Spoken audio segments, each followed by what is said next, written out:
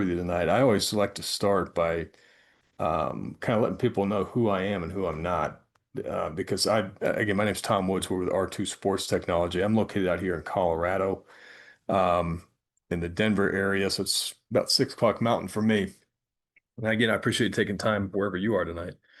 But I'm always careful to start by letting guys know that I am not, have not been, and do not aspire to be a football coach. So I've not walked a mile in your shoes, and I have a lot of respect for what you guys do as coaches. But what I am is a career data guy. So I started a company about 25 years ago. Can't even believe I can say that, 25 years ago, that does a lot of work with data in aerospace and defense. Do a lot of work with NASA programs and things like that. We also do a lot of work in the financial and the energy sectors, a lot of predictive analytics work. But it's been about 14 years ago now, we started doing some things as odd as it is for football coaches. And we had come across a Division II football staff, and we learned a little bit about what guys were doing with film breakdown and how these guys used Huddle, and effectively they were capturing and storing data in Huddle, which was effectively giving them a database. And that was right up our alley. So we started doing things for football coaches over the last decade plus or so. And the long and short of that is we help them kind of see things in data that are otherwise kind of hard to see. So, and we still actively do that. So everything I share with you tonight is going to be from a data guy's perspective, not a football coach's perspective. And there are a few things that I'll share when we go through this material that are admittedly things that might be ideal from a data guy standpoint, but they might make a football coach cringe and say, I'm not sure about that. I always will defer to the coach in all things related to that. Um, that's kind of a bit of the background and where I'm coming from. The other thing we always like to say when we get started in these presentations is we are R2 Sports Technology is a for-profit business, and we work for football programs and with football programs at all levels, from high school teams to NFL teams across the country. But this is not intended to be an infomercial on you at all. This is if we never cross paths again, I hope the next 25 minutes or so of our time together can leave you with something that can make you better. It can help you do better with what you're doing with your film data. So with that as a preamble, I'm going to go ahead and share my computer and I'm going to dive into some things. I'm not going to slide you to death or anything like that. I promise. There's a set of notes that we go through. Let's see if I can get them to come up here real quick. I can try to get my PowerPoint to show up here down here at the bottom of my screen. Forgive me. Um, Let me go ahead and just navigate to this real quick.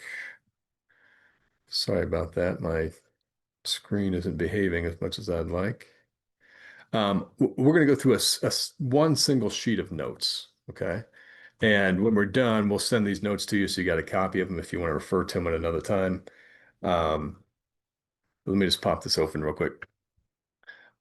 When we're done, like I said, we will send you these when we're done, but when we do finish, we will show you a couple of things that we do. If you're interested in seeing them, you can. If you need to take off, by all means, take off. But again, not intended to, we're not going to get to the end of this and say, for 1995, we'll do X, Y, and Z for you. This is a standalone thing we really want to walk through.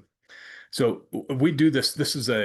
We actually do these sessions in the spring. We have a large set of these that we do. We did back in the end of April, and we kind of reprise these now that the season is almost on us.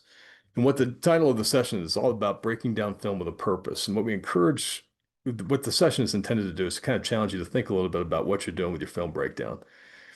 It's kind of human nature, not just in football, but anywhere. You kind of get on autopilot after a while and you just do what you do because that's just what you do.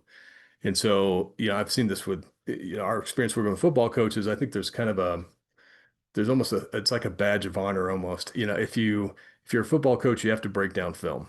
Even if you don't end up doing all that much with the data you come up with, it's almost like I can't call myself a coach if I don't break down film. So I got to break down film.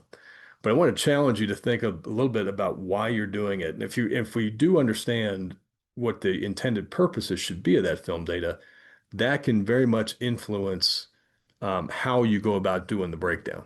So what we're going to start with is just talking about three key purposes that we see for film data. This is, again, based on our experience over the last 14 years or so working with coaches. I would propose to you there's really three big things you should be getting from your film data. The first purpose your film data should fill for you is a diagnostic purpose. So whatever you're doing with your film data, it should give you the ability to diagnose how you're doing or another team, but diagnose what your strengths and weaknesses are. It should help you, it should be set up in a way that it can show you where things are broken and how to fix them. Okay. So, and and we'll talk about this a little bit about what ought to be in there to allow that to happen. Okay. But that's one big purpose, a diagnostic purpose. Where am I broken? Where am I working? How are things going? Now, the second purpose is the one that I think if I polled 100 coaches, I'd get 90 plus of them that would tell me this is why they break down film. Most guys, I would propose, are breaking down film because they feel like they want to pick up on tendencies and understand what a guy's going to do against them, what the other team's going to do. In a certain situation, I've seen this, I know what they're going to do. So it's a predictive purpose that I think, most everybody is consumed with predicting what's going to happen. Now, and that's not a bad thing to do. In fact, I mentioned, we do work in aerospace and defense, we do work in finance, we do work in energy industries. So much of the work we do there is predictive. I am all day long, every day, trying to predict things that are going to happen. So I have a very strong affinity for the ability to predict what's going to happen. I'll just say this though, in football, it's tough. It's awesome if you can do it, but you can appreciate how these games go. Things are moving fast, clock is ticking, guys are lining up. So a lot of the things that would allow you to really confidently predict what's going to happen don't reveal themselves until it's almost too late to do anything about it anyway. So the ability to predict is great, but its applicability is probably a few times a game. Now, if you're right, it can be huge. So it's not like it's not a good thing to be doing at all. I simply say that of the purposes of film data, prediction is the hardest thing to get right. And so it probably has the, so to speak, the lowest return on investment for your time. So if you're consumed with the predictive side of things, you'll spend a lot of time trying to do that and probably get a little benefit from it. So it's probably the lowest ROI thing you can do with your film data. It's awesome, but it's hard. Okay. But we're going to talk about, but it is a valid purpose too. So the way we break down film can be done in a certain way to help that be even better. And we'll get into that. Now, what I would propose the third purpose, the third reason for breaking down film, I think this is the one that is the biggest miss that we've seen in the last 14 years working with football coaches is this. You should be breaking down film in a way that can very, very specifically help you implement a plan to put you in the best possible play calling positions in any situation. Your film data should be able to tell you very specifically what a good or a bad call looks like. Okay. It should be that clean. Now, because I think ultimately all these things with prediction, all this other stuff, all that effort ultimately tries to manifest itself in that call sheet that you guys make every week where you're holding it up so you know what you want to call in certain situations. That's the be all end all. That's the end game of the whole thing you're doing. And I think that there are far more direct ways to get there with your film data that we're going to talk through tonight. We're going to show you how to do that. But I want to challenge you to think a little bit. If you just are always, we just coach, break down films, I do what I do. I want you to step back and think, okay, it should be giving me the ability to find out what's wrong. It should help me predict where I can, and it should very specifically show me what a good or bad play call looks like. That if we can agree that those are three good purposes, then it's all about just setting the data up right to tell you that. It's just about how you collect the data, how you structure it is what allows you to make that happen. So we're gonna shift into that. We're gonna shift into um, my Tom data geek mode a little bit. And again, as I mentioned to you, I'm not a coach. I'm a data guy. We've worked with a lot of coaches, but again, I defer to coaches. So you're going to hear me say certain things. You're going to be like, that dude doesn't know what he's talking about. And if that's the case, I would have to probably agree with you. Okay. But I think that there are still some things that if you understand some basic data principles, it can really change how effective you are with your film data. First thing is this. Okay. And this is kind of a captain obvious one, but we put it out there anyway, because it is really important. You need to adopt a universal program-wide data language and structure. Okay. Now, when I say program-wide, I would say you're safe doing it on the offensive side and the defensive side of the ball. I could see the offense and the defense. In many cases they are two different worlds. So I would understand if you had different language for each one. Um, but within your offense and defense, one language, everybody speaks the same thing, everything's structured the same way. If I break down self scout or if I break down opponent scout, doesn't matter. It's the same structure. We're filling in the same things. It's like set up one shell of the things I want to collect, one set of verbiage for what we call everything, and you just apply that globally everywhere. Now, the key to that is this: one of the most powerful things you can do with data is bring two different pieces of data together. Because if you can, and specifically, we'll talk about this in a minute, for you guys, for coaches and for play calling, if you have the ability, if you see something in your self scout and something in your opponent scout, if you can put those two things together, it's really powerful because you can start to see things where you're really good at something and he's really bad against that thing. If you can see those things, you start to find out, oh man, optimal play calling positions. But to do that, you have to be able to click data together or connect it. And the only way you can connect it is if this is true, if they have the same structure and the same language. When you do that, you can put two things together and suddenly you can see everything very powerfully. So it all begins and ends right there with the structure. It doesn't really matter what it is. It's just that if you are the guy in control, you're the head coach of your program, you can dictate what that is. Got to get everybody on the same page with what you call stuff. Okay. Now, and it doesn't have to be complex. That's the next big thing we're going to get into here. This is the second big principle in data is this. You need to break down your film in layers.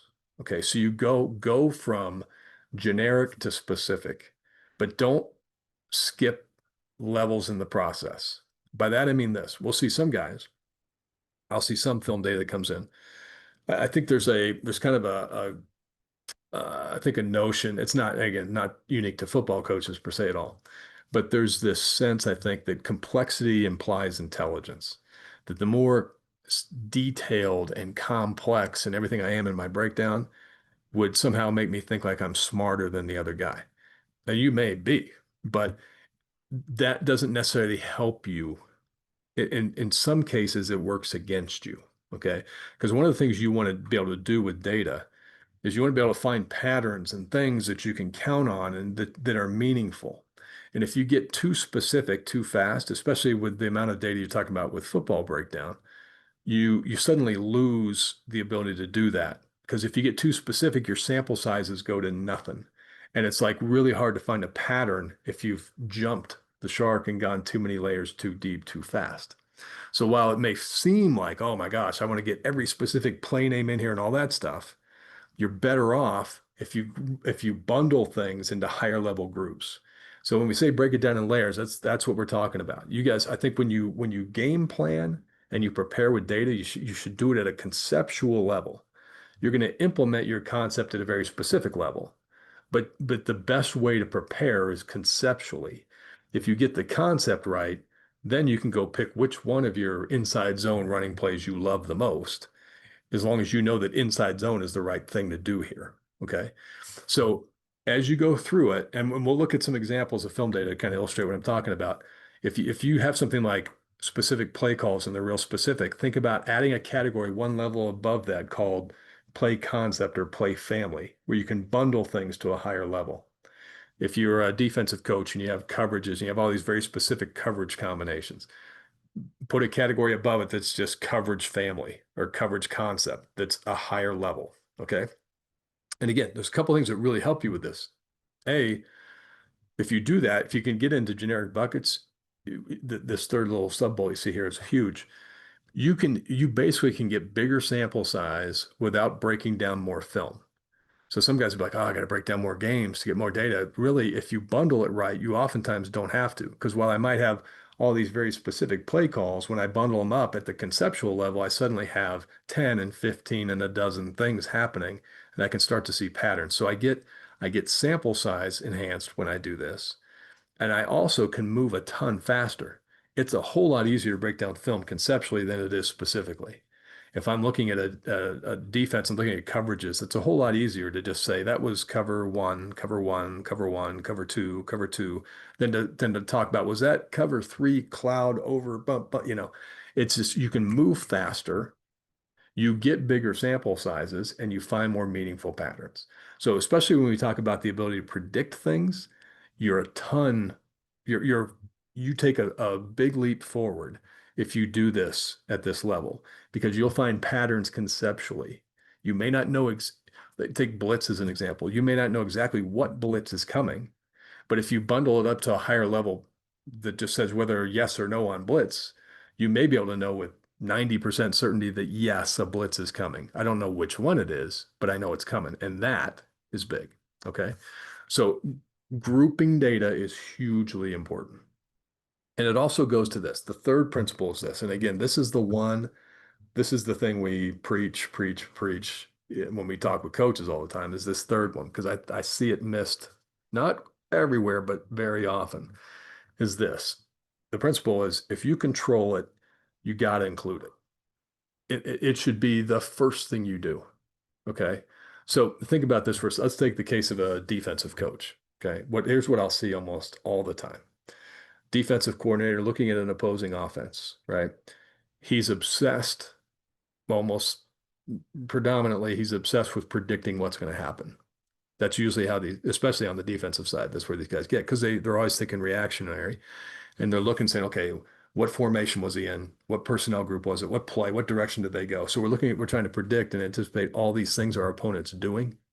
The problem is he he doesn't control any of it. He has zero control over anything he's breaking down.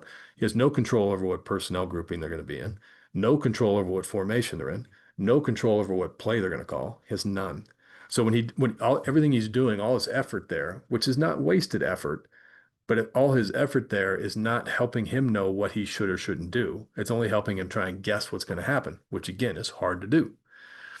So the mantra is if you control it, include it, which means this. What does he control? As a defensive coach, he controls what personnel he's got in the field. He controls what front he's in. He controls whether he's bringing pressure or not. He controls his coverages. Those are the things that he should do first. And to do that, now let's talk about it. If I'm looking at an opposing offense and I'm looking at what defenses we're doing, that's not my defense. I get that.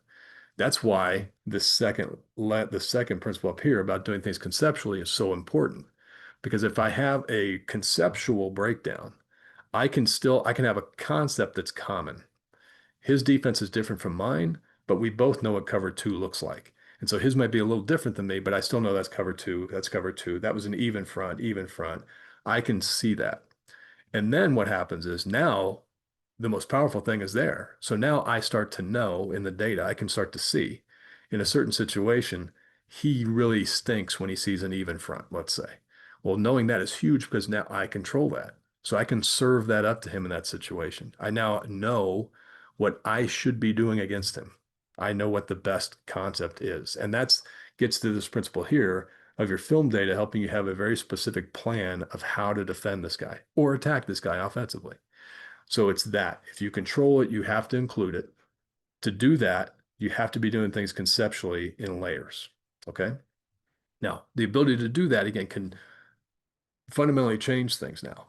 So what if someone came to me and said, okay, hey, you're breaking down film for a team and you have we're going to give you 1 hour and that's all you get. It's just you get 1 hour to break down film and then it's pencils down. You can't do anything else, right? If that was the case and I was doing that, the first thing I would probably do is here's a commercial for Huddle Assist. If you use Huddle, I'd probably, if I could afford it, I'd tell them to just put all the basic stuff in. So I didn't have to go through and put in down, distance, yard line. I would have them do the basic stuff, so I didn't have to worry about it. But then what I would do, I would start and say, okay, if I'm the defensive coach, I would do a conceptual breakdown of what the defenses were doing against them. And I would get that in first before I even took 1 second to talk about what formations or personnel groupings he was in. Because that alone would tell me in certain situations what he does and doesn't like to see. And then I can control attack, making sure I show him things he hates if I possibly can. If I'm an offensive coach and I was scouting an opposing defense, I would start with a conceptual breakdown of what the offense was doing. What general play concepts were they doing? What personnel groupings were they in? Some basic stuff. Because then, not even knowing what he's going to do, I would now know what does and doesn't work against that defense. If I had more time, then I would do a conceptual breakdown of what he was doing. And then if I still had more time, I'd get into details. But that alone would probably put you miles ahead in terms of what benefit you're getting from your film data would just be doing that alone. Here's what we're going to do. The last few minutes, I'm going to show you some examples. We're going to go into some data and kind of explain these things and kind of show you what they mean. And then if you want to stick around for a minute, I'm going to show you some things you can do with AI of all things with a simple breakdown that I think might get your minds thinking a little bit. Let me step out of this for a second. See if I can get into my Excel stuff here. This is this is some data. It's hypothetical data. Its roots are in the kind of data we see that gets sent to us all the time. And I'll zoom in here a little bit. It'll probably look familiar to you, this kind of stuff. We'll start here. This is an opposing defense. This is data. This would be an offensive staff looking at an opposing defense in this case. You see these fields over here that are in gray, kind of light gray. This is all this typical stuff that I'm sure you guys, 99% of all you guys out there have.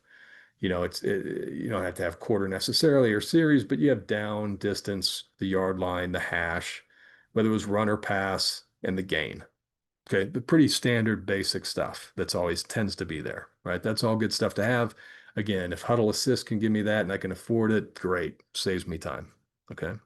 But again, if I'm an offensive guy scouting an opposing defense, the next thing I would do in prioritization would be what you see right here in the blue.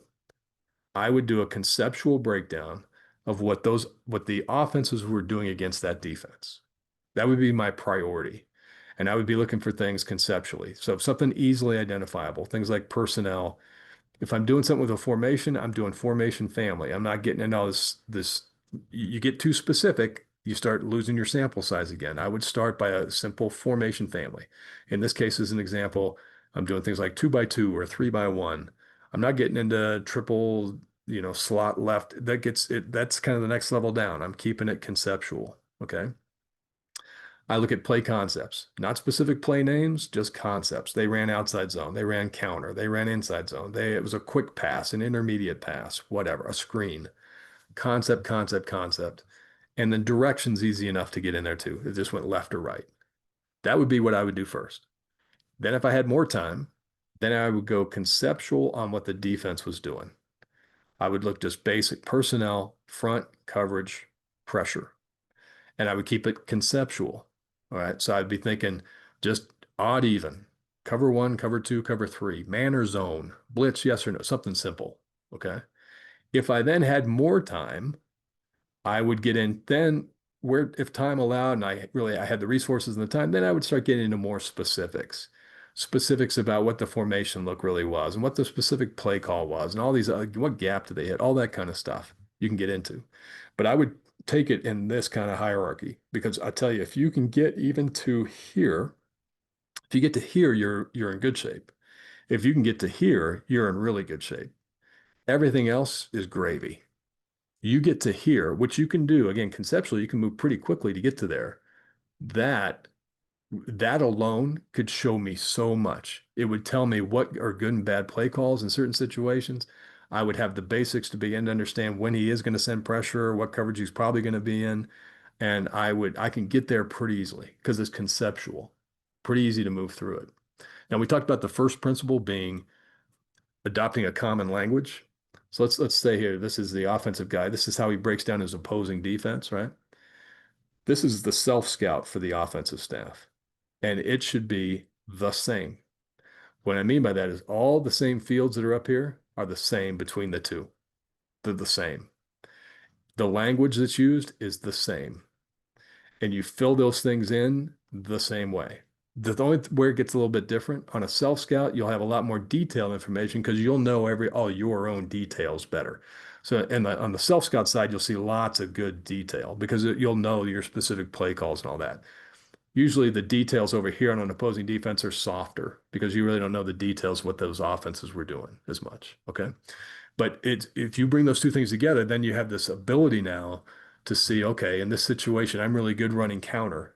And I can look at the defense and say, oh, he can't stop counter. I can start to see, wow, okay, I should pound him with counter because I'm good, he's bad. It allows me to see that kind of stuff in my data that otherwise is kind of hard to see. Same thing defensively. If I'm a defensive coordinator looking at opposing offense, same thing.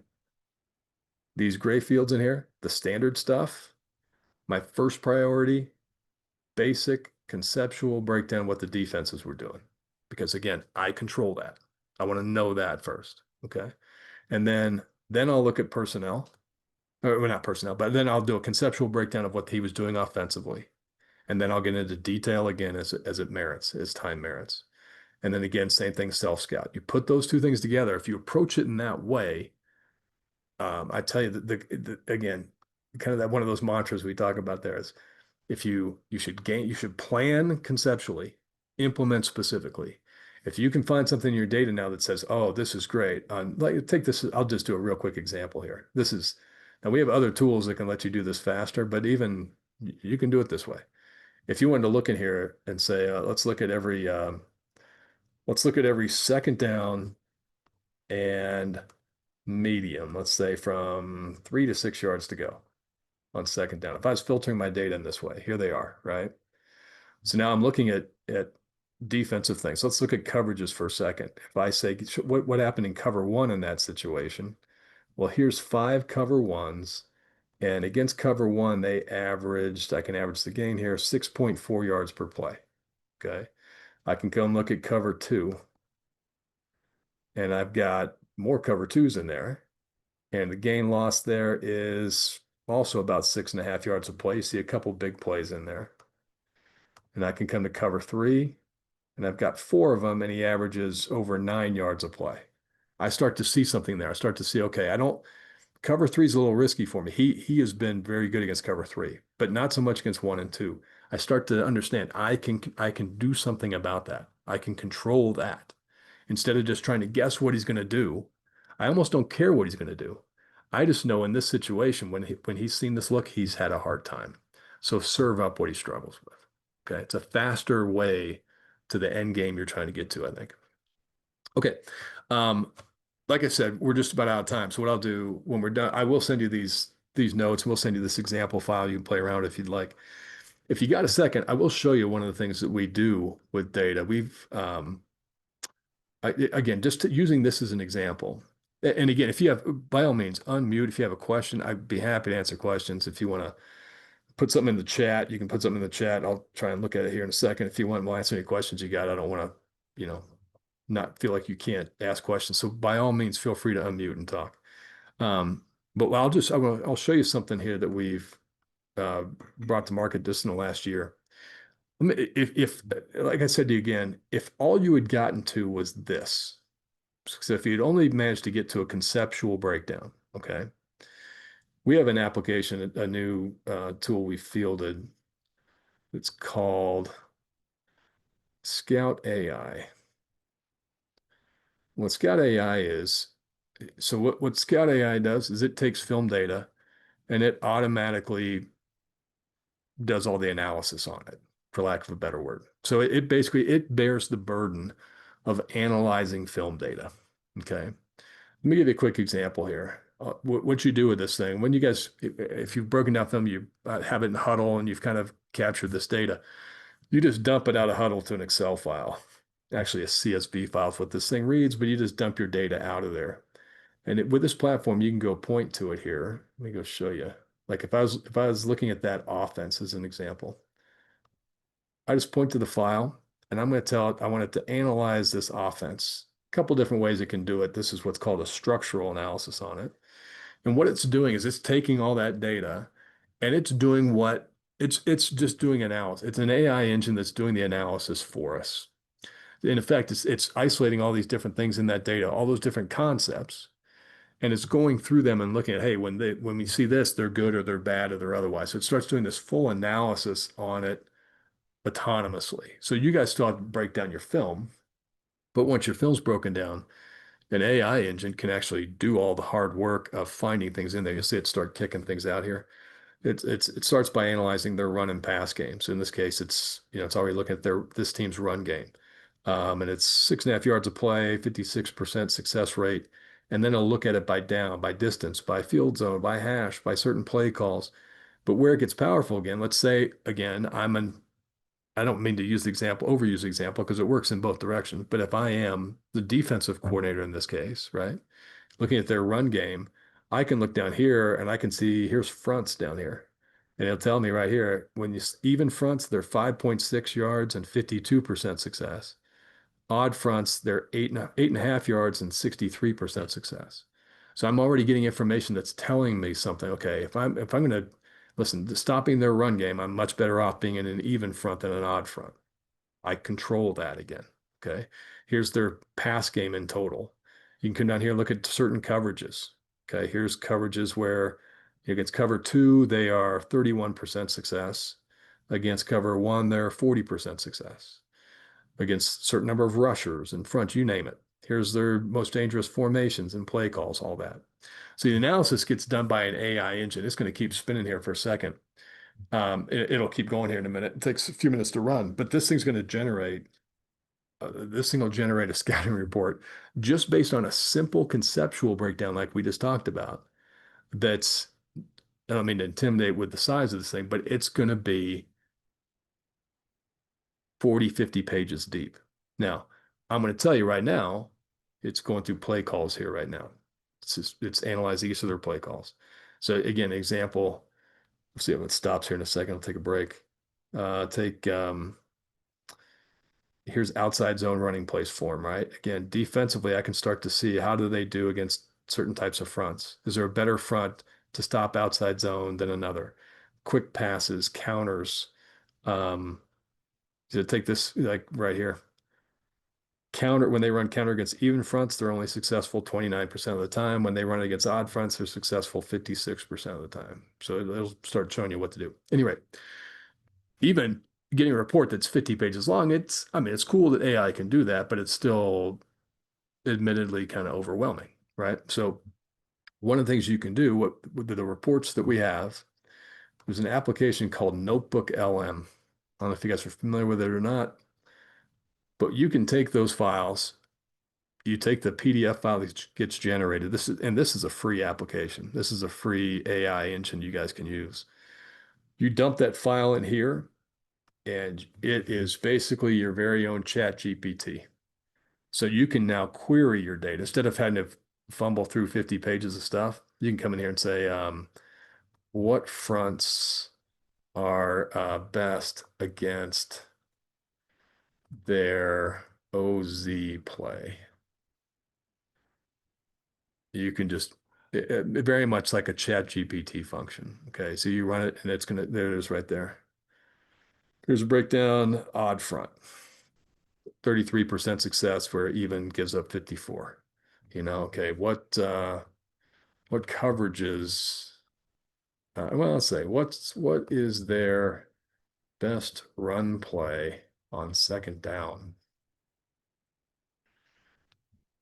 Again, anything you can think of, you're now interacting in the way we're starting to interact with AI these days now too. It's just boom, here's power.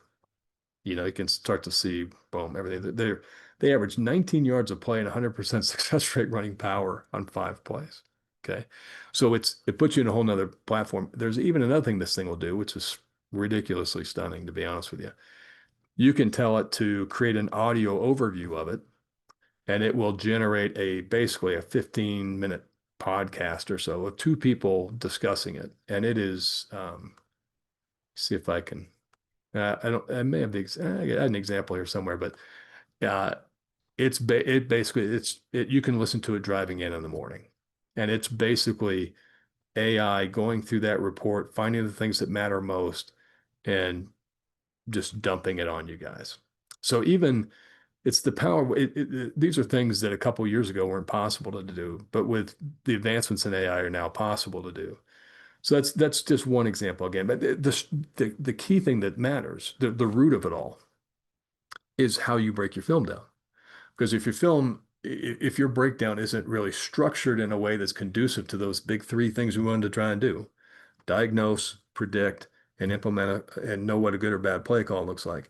If you haven't considered those and structured your data in a way to support them, this won't matter. But if you know that, and again, I hope you can see that we're not talking about something that's hard and complicated and harder than you're already doing. I think in many cases, the kind of things we're talking about here might even make your life easier, faster, conceptual, easier to do. And it's also set up in a way that tools like this can make your job of understanding what really does and doesn't matter fast and intelligent. And again, just leveraging what AI will let us do. It's going to kill us all, but until it does, there's some really powerful things we can do with it. So, anyway, I hope this has been helpful. Obviously, if you do have questions, by all means, ask away. Otherwise, I know our time's up, and I'll cut you guys loose here in a few minutes. But like I said, we'll send you the notes. I'll send you that sample file. If you guys are interested at all, if you got some data, if you're starting to break down film on a guy and you want to run it through this AI engine, just ping us back. We'll spin it through for you. We'll show you how you can go to a site where you can spin it through yourself and see if what comes out the other side is something that might help you guys this year. Okay. All right. So with that, any questions I can answer at all? Otherwise, thank you guys for taking time out of your night tonight. I really do appreciate it. Okay. Best of luck this year.